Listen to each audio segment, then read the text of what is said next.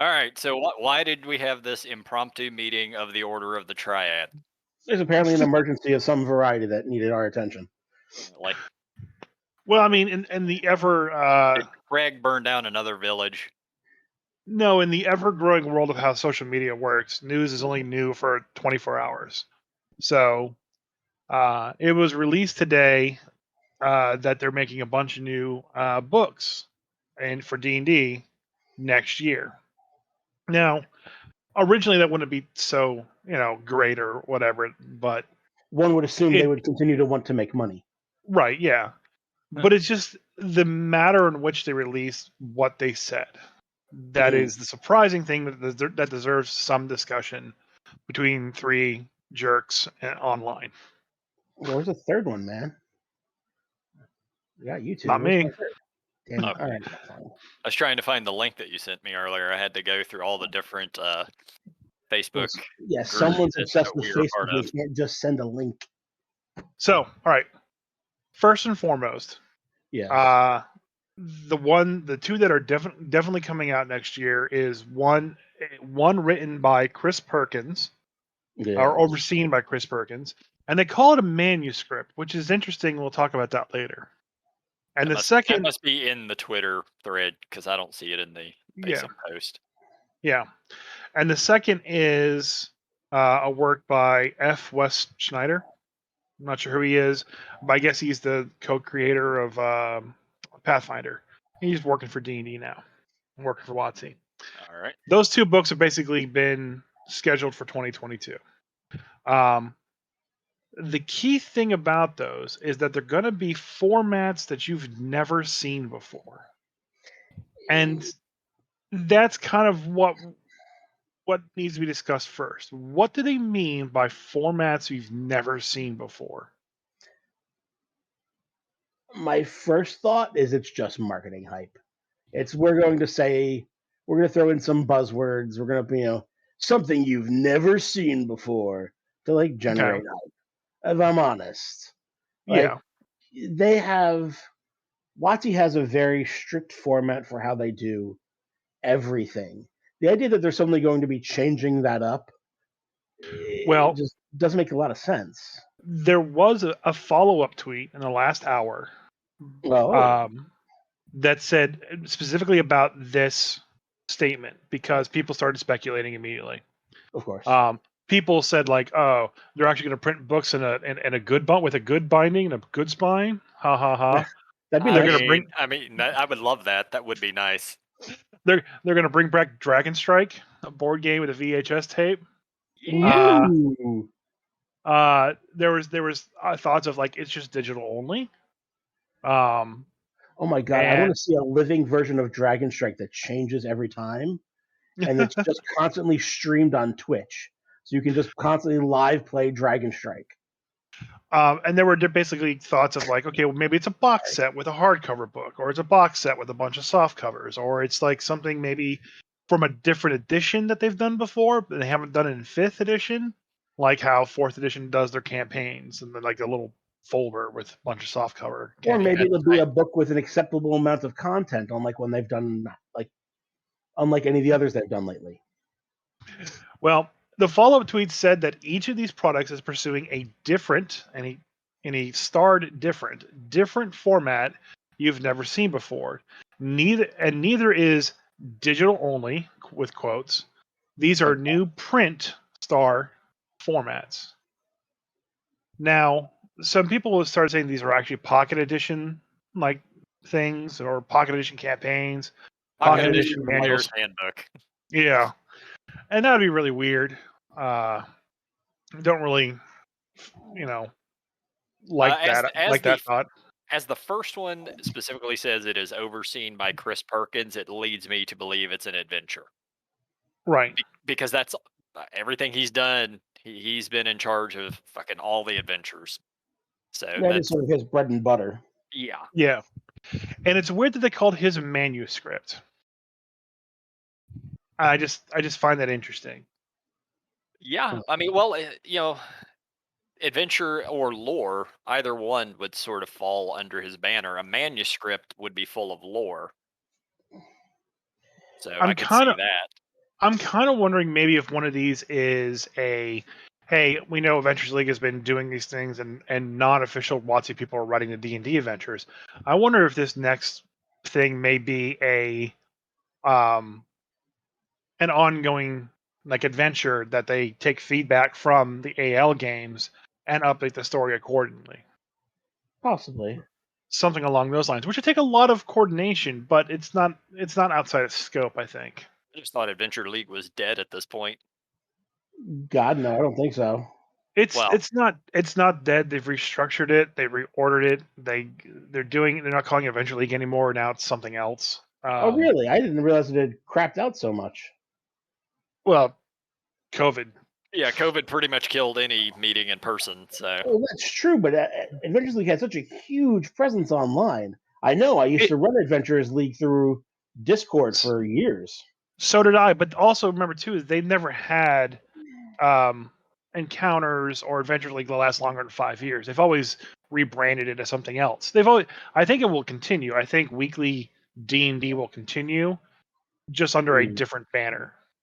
And it makes may sense. be something related to these two things coming out next year, which would be a good start since everything Bring is back just Living opening up City. again.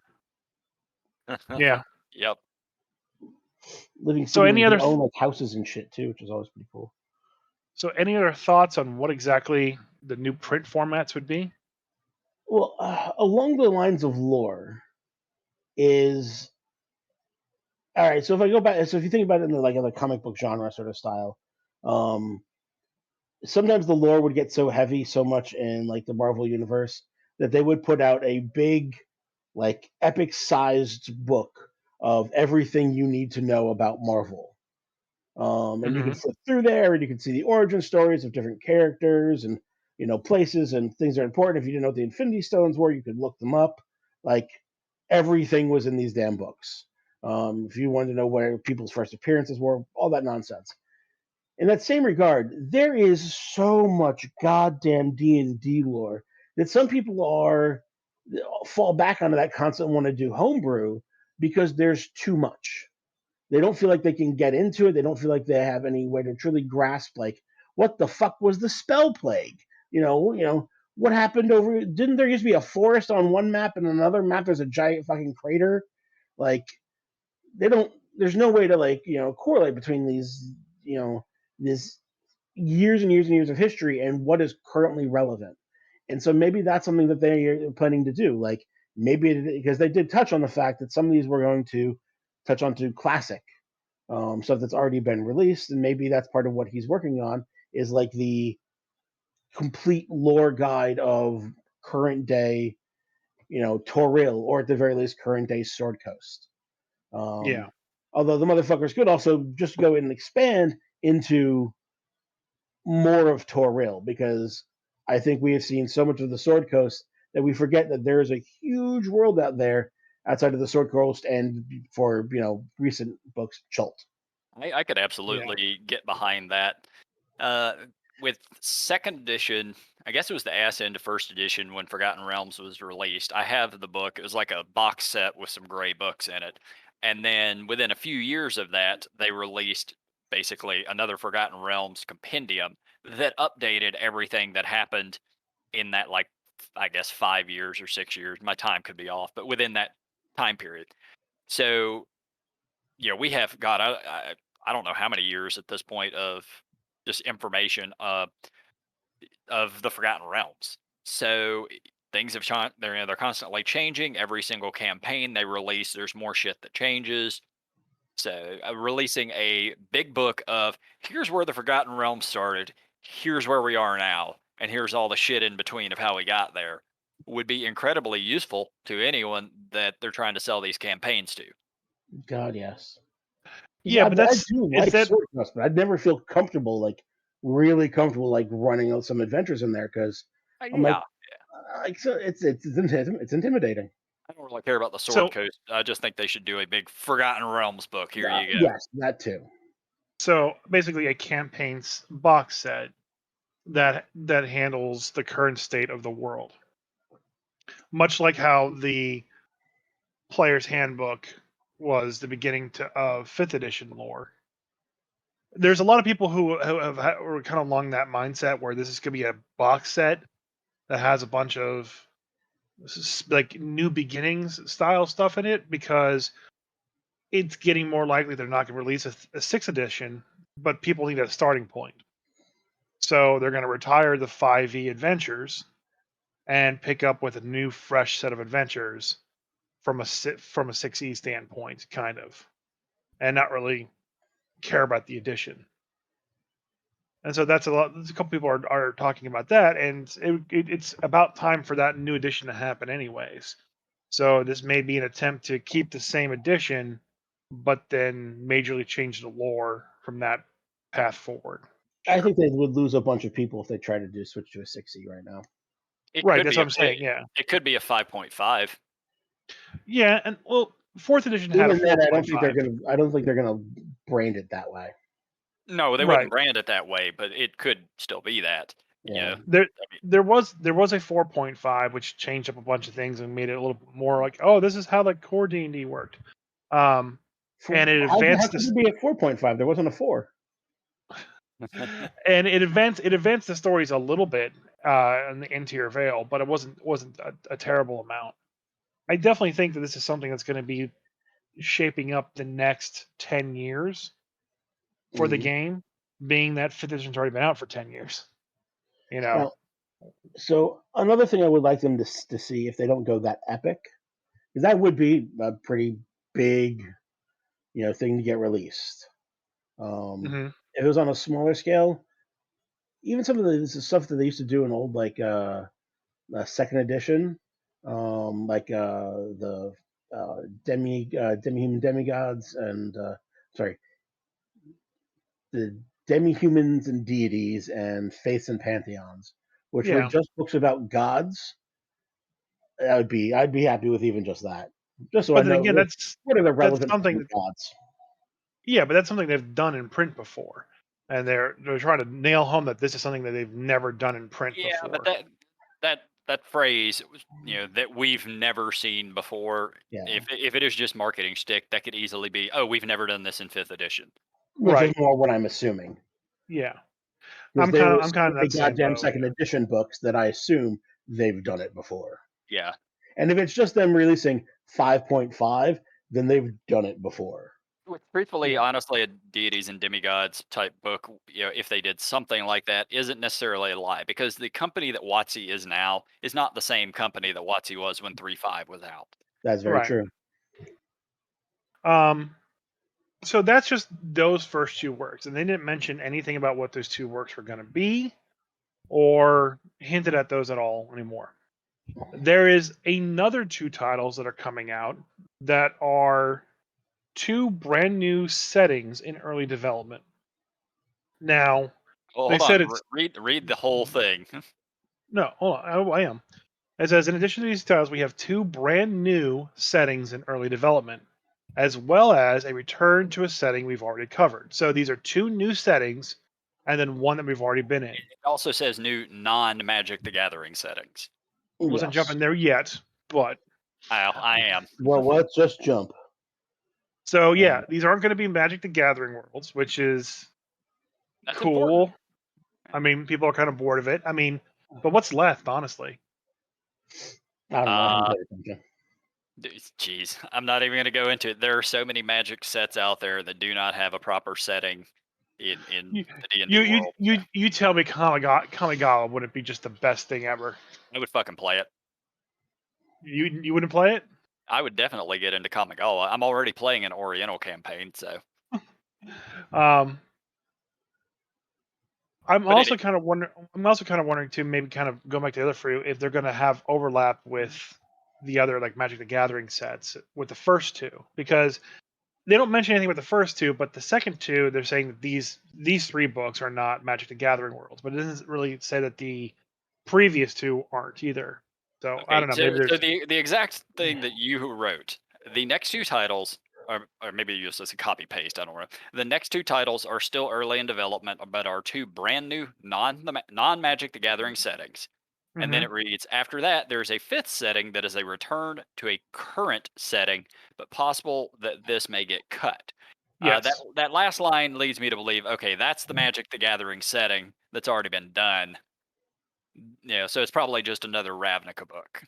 Well, Uh, his actual tweet says, in addition to these two titles, we have two brand new D&D settings early in development, as well as a return to a setting we've already covered. No, these are not Magic the Gathering work. So all three of them aren't Magic the Gathering. Okay.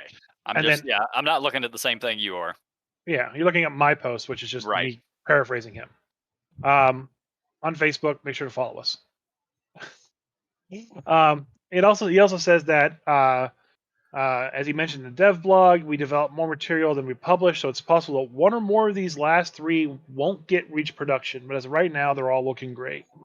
So the first two for sure, the one by Perkins and Schneider, are coming out, and then the next three, the two new ones and the addition one to the current setting, more than likely depends on the scope and the year, which I think they'll be fine.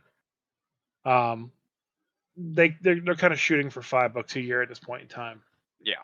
So, I mean, we're getting what, 4 this year? 5? So let's take the topic 5. on hand. Yeah. You have two brand new settings. Now, the Mhm. phrase brand new, does it mean brand new to 5th edition or brand new, brand new? That's It that's the seems so silly of them to just make brand new settings. Maybe if there was one brand new setting, I'd be like, yeah, that's cool. Newer players jump in, realize a homebrew sort of style that some of the players aren't used to at the moment. Bring something new to life. That'd be kind of nice. But to pop out two of them at once would seem like overkill, which makes me more think it's something we haven't seen in 5th edition. Yeah, yeah. I think it's most likely they bring back something from earlier editions and make it into 5th edition. Or like with Magic, maybe they've grabbed a hold of a new property and they're just making books for that property.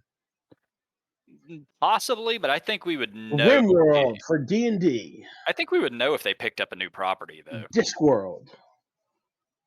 Actually, I played the fuck out of Discworld D&D. Pretty sure Discworld already exists as a tabletop somewhere, though. It absolutely does. Somebody definitely owns the rights to that for tabletop. One would hope. Well, there was that one other thing that kind of snuck in there that no one really made too much of a big deal about, and just it's still technically owned by WoTC, if I remember correctly, and that's TSR. Yeah, I was gonna talk about this on the next podcast, but fuck it, let's get into it. They can take my money. I'm in. They released a new book today somehow. I don't know how that's possible. What's going on? Apparently, I'm lost. TSR, you know who TSR is. Yes. So TSR is one of the owners is Gary Gygax Jr. Right. But they released a new book called Giant Lands, first edition. And apparently, it was a Kickstarter a little while back that I somehow did not know about because I stay the fuck away from Kickstarter because I spend too much money there. Makes sense. Yeah, it's a sci-fantasy role-playing game. Comes with pen, paper, dice. Yeah, it's very, very first edition looking. At least the artwork even looks like a Larry Elmore painting. Actually, fuck, it is an Elmore painting. I see his initials or his signature on there. There you go. Yeah, so I'm sold. It's $80 on their website, and I'll pay it. I don't give a shit. Oh well, or you can tell me how it is then. He's only got $80, but it sounds awesome. Yeah, but just So- the fact that TSR is back in business. Perfect. So this is off the TSR Wikipedia. A new TSR was founded by Jason Elliott, who co-founded the Roll for Initiative podcast. Elliott found that the TSR trademark had expired around 2004, so he registered it in 2011. He then came up with the idea to launch a new company with assistance from early TSR D&D contributors like Luke and Ernie Gygax, sons of deceased D&D creator Gary Gygax, and Tim Kask, former editor of Dragon Magazine. Their first product was Gygax Magazine, announced along with TSR Company Revival in December 2012. December 2012. Yeah, I have not heard of them. I thought we since talked about then. the Gygax magazine on the podcast. Maybe we forgot and meant to. Yeah. But it's interesting that they're back in action. So, That is pretty cool. I mean, not only are we getting these cool new settings, whatever the heck new settings means, and now TSR's back in the news. It's like, oh, okay, there's a lot of stuff out there. Not to mention, I got I got an email today saying that the what's it called? The thing from Kickstarter, the pledge manager. I just got the pledge manager for Ouroboros, so there's Nice. another setting for 5th edition that's out there that's going to be extremely popular. There's a lot of settings coming out. There's a lot of content if you want it, you know. Yeah. Oh yeah. All right. So So back to the D&D thing though. Which, assuming they do 2 old settings, which well, settings? Well, one of the if they big ones don't, being yelled about is Starjammer. Spelljammer, yeah. yeah, Yeah, Planescape, Spelljammer, whatever you want. People want crustaceans in space. If that doesn't happen, they're just going to throw crabs at the D&D offices until they do.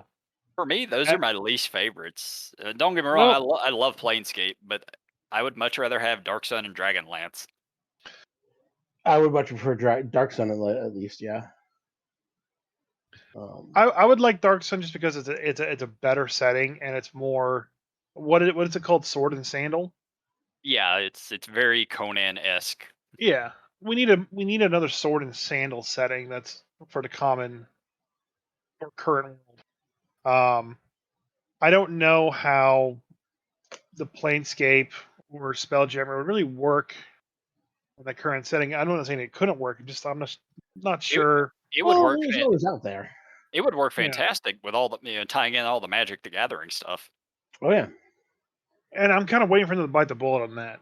I mean, I was never huge onto some of the offshoots. I never knew a lot about Spelljammer and stuff like that. Just like little tidbits, like, oh, it's spaceships. Oh, okay, cool. And then I got an idea that I wanted to run for when COVID hit. I decided to start a Wednesday night game. And the idea that I had was I wanted them to be able to jump from different prime material planes to another. And I kept thinking of it like Sliders, the old TV show. Mhm. Yeah. And then the second I started pitching it to people, they're like, "Oh, you mean like Spelljammer?" I was like, "What?" Like, no, it's you. So you're thinking about running Spelljammer? I'm like, "Sure, if that's apparently what I'm doing, then." So honestly, I wouldn't mind seeing the book just so that I apparently could do it correctly. Yeah. Yeah, Spelljammer, they basically flew from planet to planet through the ethereal plane or some shit like that. I never really got to play it myself. Uh, I know with as far as getting from prime to prime with Tasha's, they released a new spell that allows that, makes it possible. I'm Yeah, guessing that was partly to tie in all the Magic the Gathering stuff. Yeah, at least put the connection there so people have the tools to make Yep. it happen. Um, well, because they do keep releasing the books, and the books reference, obviously these very popular characters from Tasha's to Xanathar's to Mordekainen. And if I'm not mistaken, though, they don't actually all exist on the same worlds. They're not no. necessarily Yeah. from the same worlds, no. Right. So, but they reference each other at different times. So I think at some point they're like, "All right, guys, how do we get from world to world? How does everybody know each other? Yeah, like Let's start sliding some stuff into here." So we had, Yeah, like Tasha and Mordekainen's, they were from Greyhawk, if I recall correctly, or Blackmoor, one of those 2 settings initially, and now they're in the just sort of the general world. I know the Unearthed Arcana mentioned Fizzban. One of the spells was Fizzban's, which yep, he's from Dragonlance. So we've seen Spelljammer pop up in one of the recent campaign settings. So there's a lot of like everything's still around. All of it still exists, oh, other than maybe Dark Sun, but I'd we imagine got, they're not going to let that property go. if we got Dragonlance, we would get Kender. Yeah, we would. Nobody really wants that, but I don't know, man. I don't ever had a real big problem with Kender. maybe if we're lucky, we'll get Gully Dwarves. Although somehow I doubt that they'll still be around in Yep. Dragonlance. But Gully Dwarves weren't just Dragonlance, were they? Yeah, they're Dragonlance. But they weren't just Dragonlance because I'm pretty sure they weren't just the regular old second edition complete dwarfs. That's possible. I don't know. I don't remember the complete dwarves from second ed. Only because I'm pretty sure I still own complete dwarfs. And yeah, and I do know for a fact, like in the complete dwarves book, it was they list all the different types of dwarves and stuff like that. And I would actually just love some of that stuff again. Let me As just far as let's as start far as fleshing out more of the races that we have before we add another 15 billion. What other please, what other animal can we turn into a race now? yeah, I want more races. I want more classes. I want more feats. I want more spells, more items. That's what I crave. You know. No, I don't want more races. We have tons of them. I got tons of races. I want more information about the races that I have. I Well, want they could do that lore, too. story, and depth. Um, and I think that's one thing that I've realized that started really bugging me about Fifth is that it's very like paper thin. It's like, all right, here's your gods. Here's a paragraph on each. Mm-hmm. That's it. They have a paragraph on each of them in fifth. No, not even that. They have, like, Yeah. admittedly, they have like it's about for like what I think it's maybe for like 10 of them. I think in the DMG it has a blurb on like 10 of the different gods. Yeah, if I need to know anything of them, I have to fucking Google them or go back to third edition and grab my Like deities book. that's just it. That doesn't matter. But in the lore, that doesn't make any sense anymore in the world that they've created for themselves. Some of these gods, they're not gods anymore. Some of them are, demigods. Some of them have stepped down and lost their mantle. Some of them are archons. But what do those even mean in fifth edition anymore? Right now, all we have is deities as a little Excel sheet in the back of the book. We don't have we don't have any meat behind it. No, you're right. Like The lore has everything been is so very thin. very weak for fifth edition.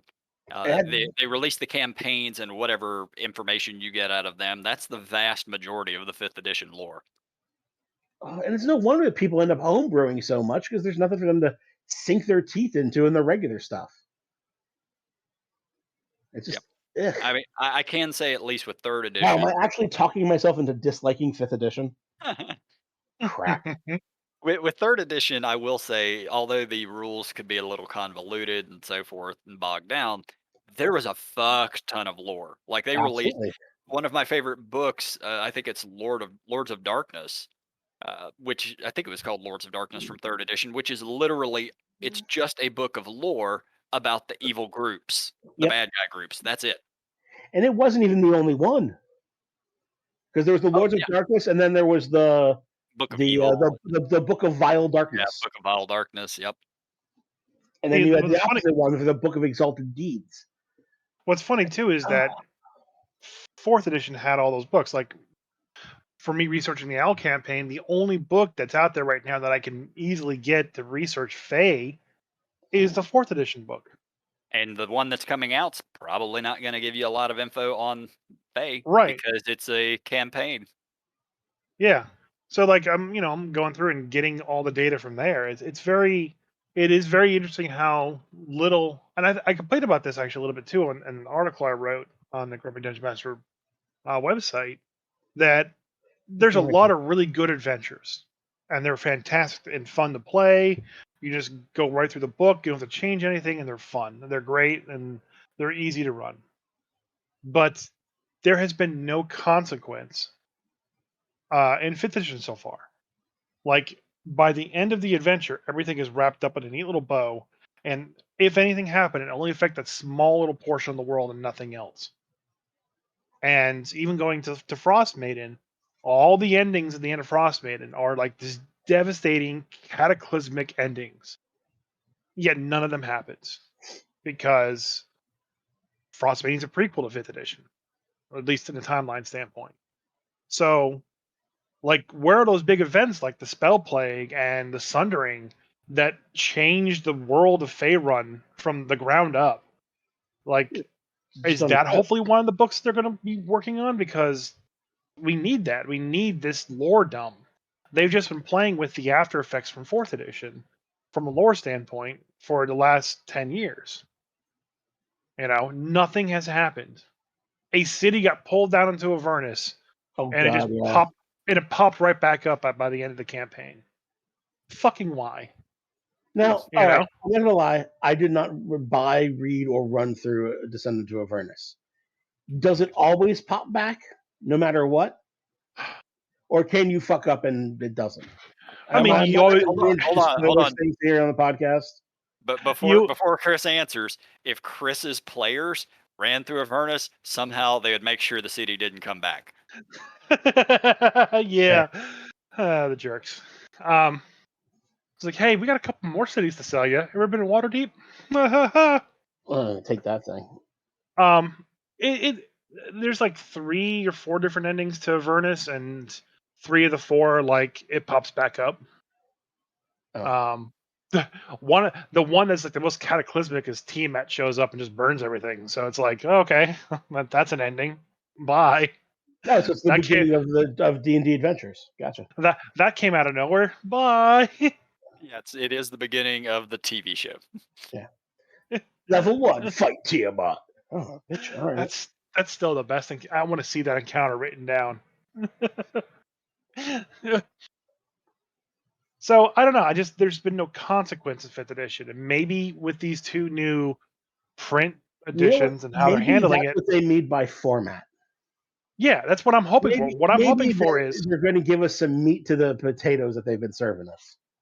yeah, that's what I'm hoping for. I'm hoping that they go, okay, hey, here is from March to May, play through these adventures.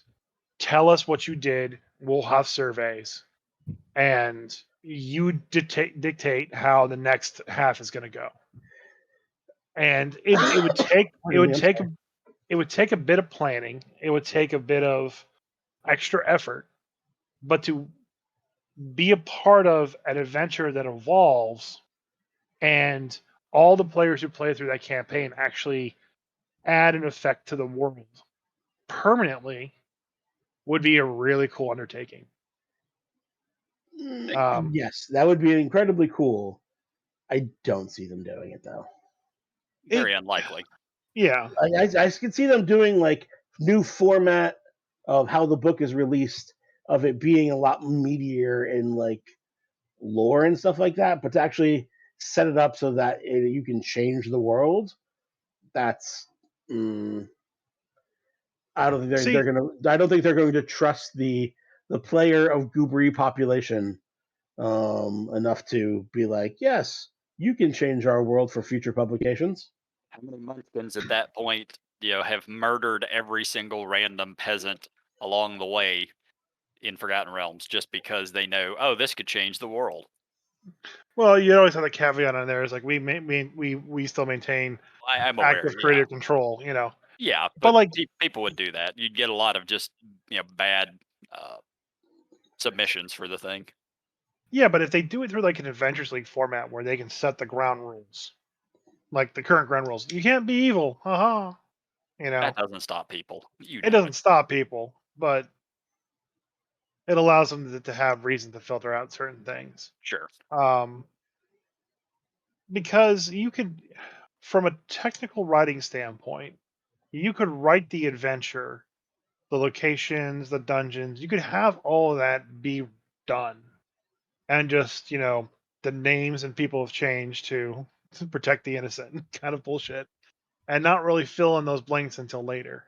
It would take a very heavy creative and very heavy editorial hand, but I would assume the people at WoTC have the best of the best. I mean, I'm not employed there, so they have to be better than me. Well, I mean, they're professionals. I once again say that this endeavor is of a larger quality than something that I think they would agree to dive into. Maybe it's too much. The cost for getting it done outweighs the rewards right for it. versus just doing 5.5. Yep. Yeah. Which I am not convinced will happen, but it is a possibility. There's also a thought too that these one of these first 2 books has to deal with the Dungeons and Dragons movie that's coming out early Possibility, next yeah. year. Is it early? Is it early next year? Yeah. I'm still only okay with it if there's a Wayne's brother under the cover. I agree. I'm with you. Yeah, I want my Wayans brother back. Yeah. Have you guys seen the leaked set photos? I have. Yeah. Yeah. Yeah, it pretty much looks just like the first D&D movie. They're just taking it more seriously. Yeah, the one guy when I saw him, the bald dude with the tattoos, I was like, "Oh fuck, they brought back Damodar from the first movie." Yeah. Oh, Damodar. Oh, I So love Damodar. it could be something related to that. It could be something. It could be I, a movie tie-in I campaign will setting. I will tell you right now, if the movie is releasing early next year, yeah, 100% that's going to be one of the new settings. Guarantee it. Yeah. So that's also a thought too. And so far from the leaked set photos, a lot of people sit down on the job. But anyways, it What seems to be a setting was the more D&D movie supposed to be in? the They, same is it the same the one as the same? first movie. Yeah. Because the first movie setting, if I recall correctly, the director was just a fan of D&D. Like he played Yeah. D&D, he ran his own campaign, and he managed to talk whoever was willing to do the movie into using his campaign setting. Well, given the timing for when those years were, they basically went to Wizards and went, "Hey, do you need some money?" And they were like, "Yes." Most likely, yeah. Oh, I'm sorry. So according to the current rumors, it's supposed to take place in Neverwinter in the Forgotten Okay. Okay. Realms. Oh, that's right. It does take place in Forgotten Realms because I remember seeing the photos. The banners that were hanging on the wall were Neverwinter. Hmm. They had the 3 stars on them, which is Neverwinter's crest. Yeah. So it could be something along those lines. Um, but they definitely seem to be having a very they're taking it very seriously. It feels like because they brought a lot of Game of Thrones background people, not D&D from Game of Thrones. Could be one of the books coming out next year is Neverwinter. Um, yeah, but that was also one of the ending books of fourth edition though too. Oh well, Um, everything falls into place. You get the Feywild, followed by Neverwinter, followed by 6th edition. so much happened in Neverwinter, man, in fourth edition. That was like the main city. Fifth edition seemed to focus on Waterdeep. Yep, Waterdeep's always been sort of the big city. Like Um, even in third edition, Waterdeep was sort of the hub that a lot of things focused on. there is something else to consider as well. Is that the next set of books? While they've mentioned who's working on the first two, but they haven't mentioned who's working on the other books. Yep. One of Yeah. them might be one of them very well might be a Critical Role tie-in. Given the Oh fact yeah. that campaign 2 has just ended, they're starting up their Exandria United thing over the summer. Yep. So it's basically a second game, and then they're doing campaign 3 starting up in Well, September. the thing with that though is that Mercer wrote most of the Wildmount book by himself, and then the WoTC editing team took over. So I don't really think that they may slot that in, but I don't think that's one that really hinders their schedule at all. So the Xandria Unlimited thing is a completely different DM Yeah, doing her own thing with Matt Mercer as one of the players. correct. So they could be utilizing her rather than Mercer. Like he's pretty much letting his setting go to WoTC to kind of do with what they want. It seems. For a very large chunk of money, probably. Yeah, Um, I would Yeah, imagine. but I'm saying is like if they were going to write another Wildmount book, it's going to be Mercer as the lead writer, and which is that's why I'm pretty pointing much out the fact that they haven't mentioned who the writers are on the other ones. right. Or at the Maybe very least, it's going to be a writer that works very closely with Mercer and other things. that seems more likely. Like Mercer What was the himself, other? What was the other people that they mentioned? Because that was Perkins was mentioned, and then there was F. Wesley F. Schneider. Wisely Schneider. Yep. and there's somebody else too. That's the only name.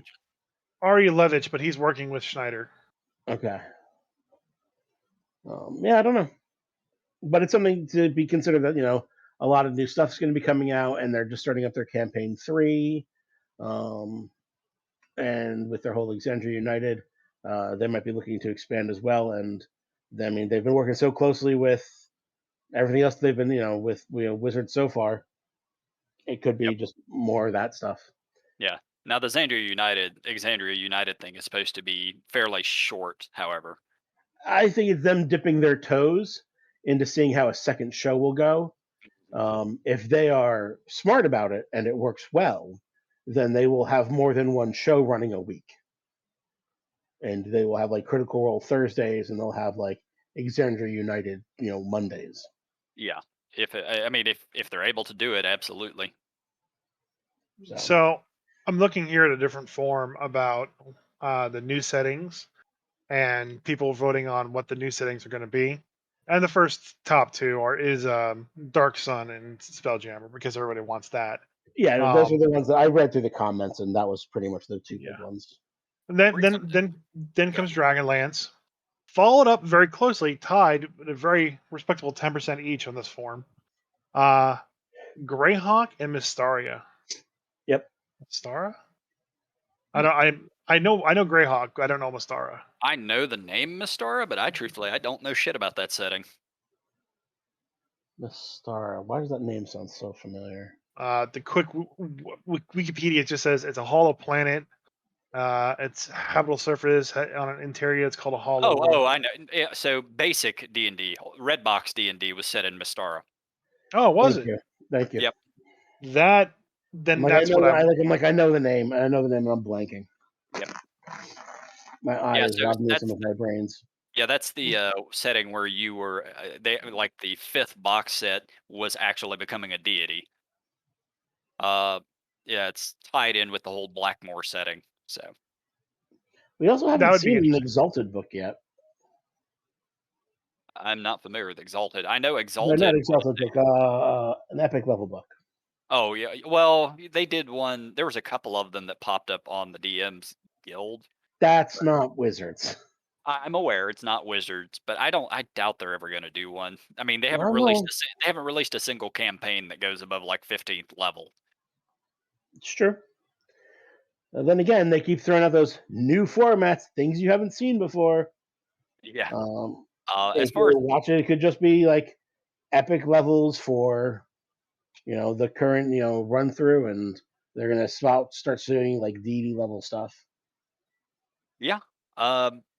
Personally, I think the new books, the two that we're talking about, the new settings, I'm pretty sure it's going to be Spelljammer because people are fucking Spelljammer / Planescapes, one of those, and Dragonlance, specifically because the new Dragonlance novels come out next year. I think it's going to be Dragonlance as well. So you want to know the final monkey wrench I'm going to throw into all this discussion? No. All a lie. None of it's true. We still have an unannounced book for this year. Yep. Yeah. What's that going to be? Well, let's see. What is their normal release schedule been? Is it 2 campaigns a year? A source book? It's an anthology set, a source book, and 2 campaigns, and like a wild card book. Okay, so it's gonna be the wild card book. I don't think so. No, that was Candlekeep, wasn't it? No, that would be the anthology. Oh, okay. All right. That was the anthology. Candlekeep was the anthology. The campaign. Icewind Dale. No. So this is the book that they're going to basically release for November then, because that's usually their final slot. No. This is the one coming out in October. November is Strixhaven. This is a Strixhaven one. Okay. And September is the Fae book. Right. Circus book. And so October has the wild card book. So maybe this year we have tie into one of the other ones then. Maybe you're getting the campaign book for Fae in September, and then like a we're getting the adventure for Fae in September. That's what I mean. Like we're getting the adventure for September, and then we're getting like the actual setting in October. It's possible. As long as they do Strahd again. Here's the dip into the Feywild, and now you want to play one? Here you go. Because they're already going to be able to copy and paste some rules from other places. They're just going to pull satyrs from the Theros book and stuff like that to sort of like flesh out. And they'll have like 3 new printed races like they're doing with the Unearthed Arcana. Yeah.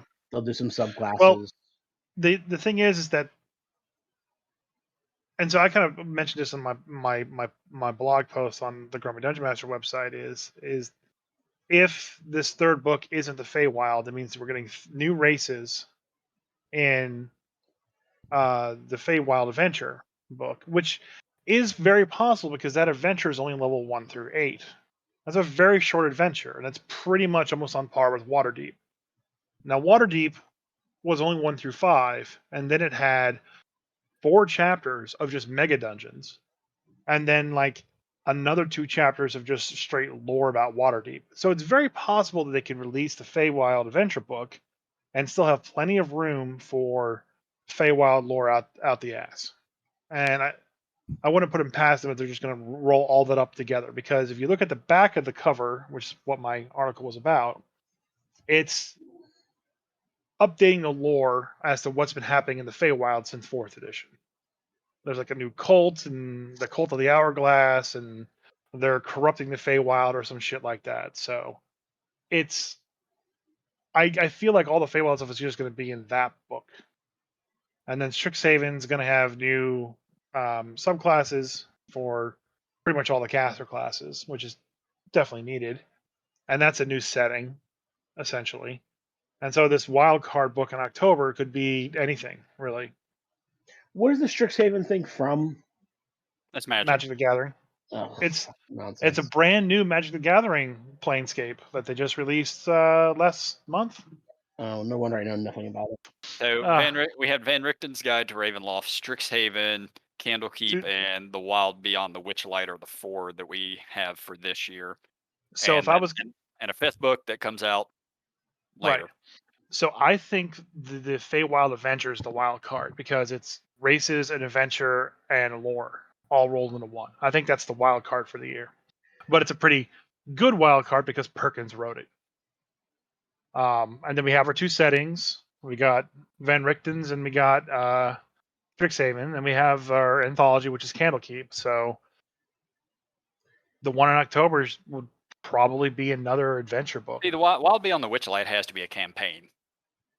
Yeah, it's an adventure. It's an adventure book, but I think that's the wild card slot that they normally have, because not only I think it's going to be an adventure, it's going to be campaign settings, and it's going to have races and all that stuff. I think they're just going to shove it all in that book and just call it. That's going to be done. a shorter adventure then if they're compressing it down.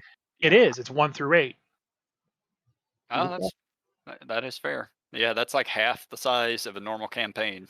Yeah, like I said, Waterdeep. Not to repeat myself, but Waterdeep was 1 through 5, and then 4 chapters are just mega dungeons they're not part of the campaign, and then like 2 more chapters are just straight lore about Waterdeep. So, using that as a base book, I think they could very easily do a 1 through 8 campaign. Here are new races, and here's what's happening in the Feywild. Yeah, I could see that. And honestly, I wouldn't hate that. I know I was sort of hating on the book, but I'm also just expecting a pure fucking campaign book. If it's a campaign book with some races and some lore, I'm much more agreeable to stuff like that. Because on the leaked back cover, it's again, not to repeat myself, but it's what has happened in the Feywild since 4th edition. Yeah, It's getting corrupted by the cult of the hourglass, and you have to stop, essentially. So I think they're going to say, okay, this is the current state of the Feywild. It's being corrupted. Cult of the Hourglass. What could that be? I honestly have no idea. Sounds like time travel magic to me.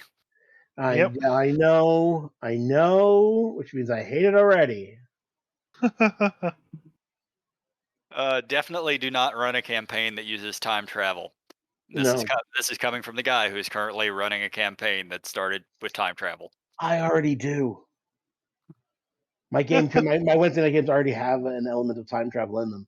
The key factor of it is none of the players have access to it. Yeah, mine don't either.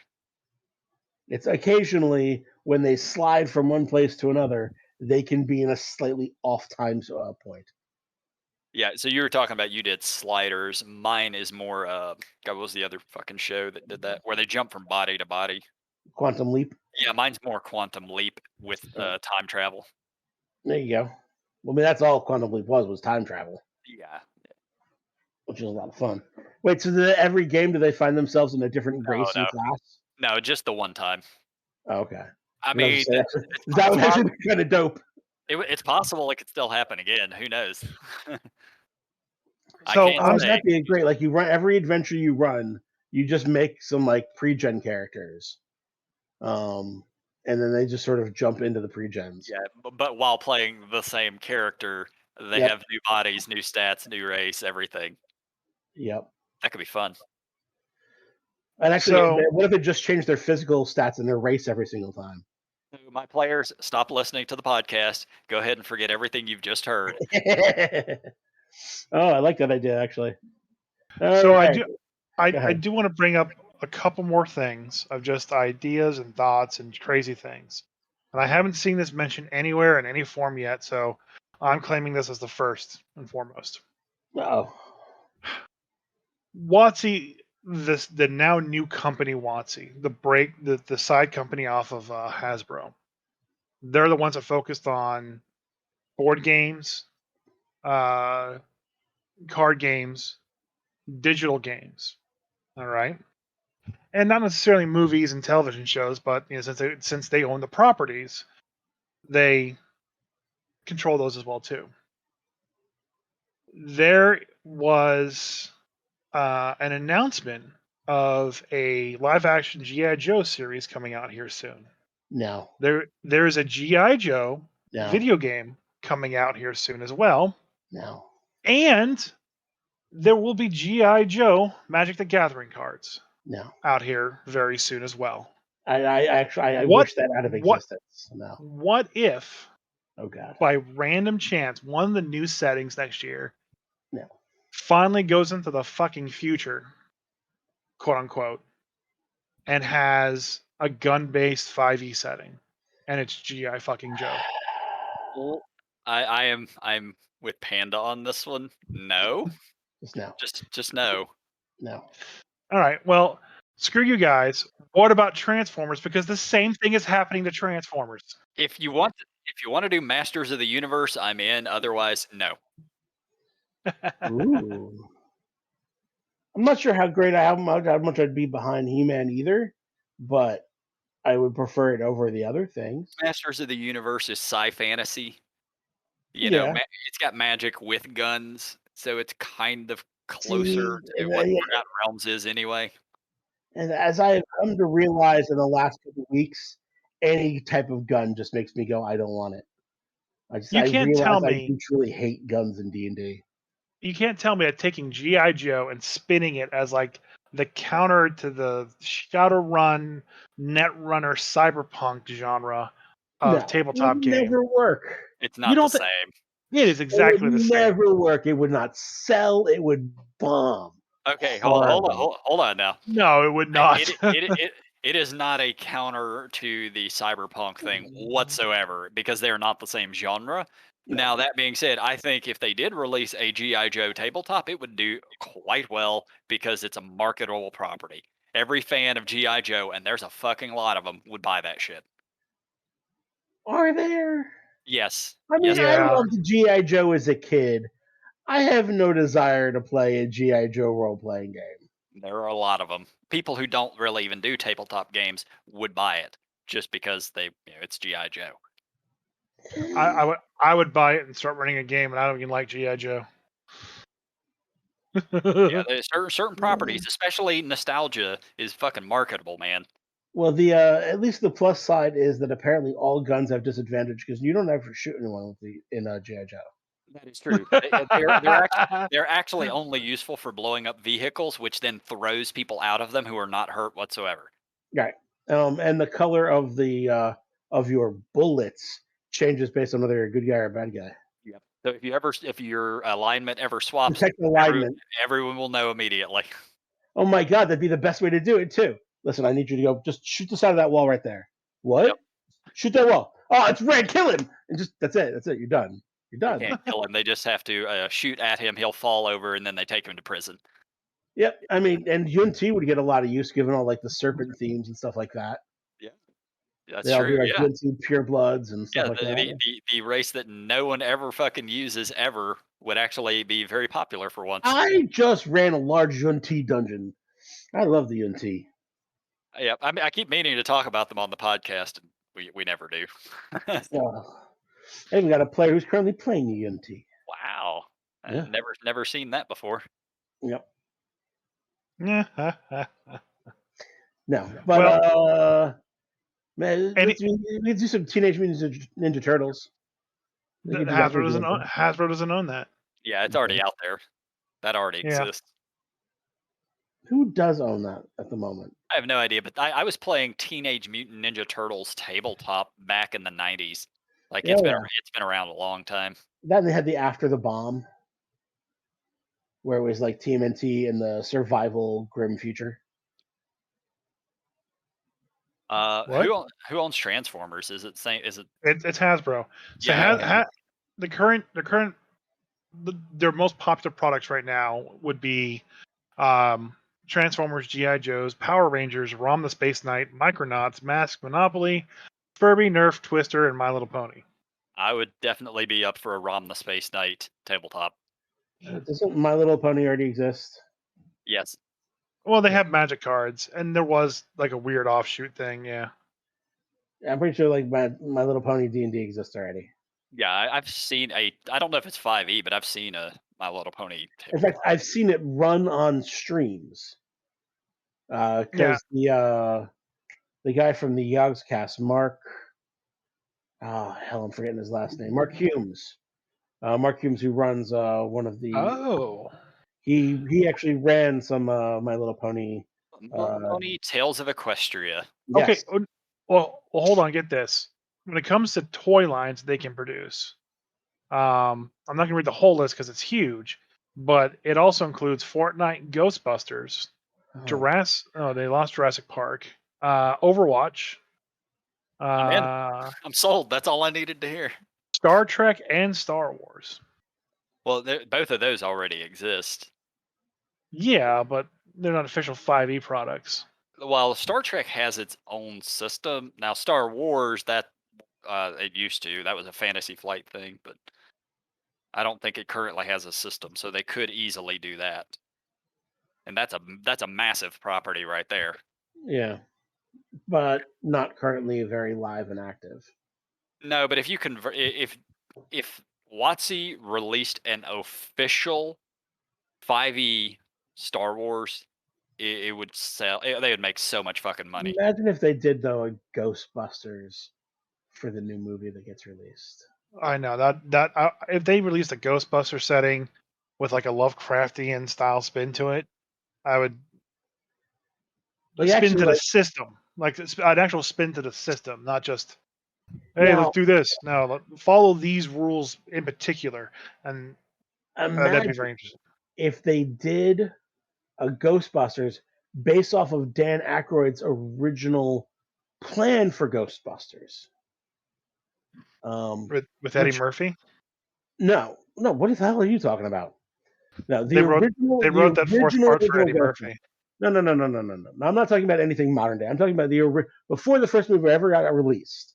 The original idea for Ghostbusters was that he wanted to be in a like modern but semi-futuristic setting where ghosts were a common problem pretty much everywhere, and that Ghostbusters were essentially like firefighters.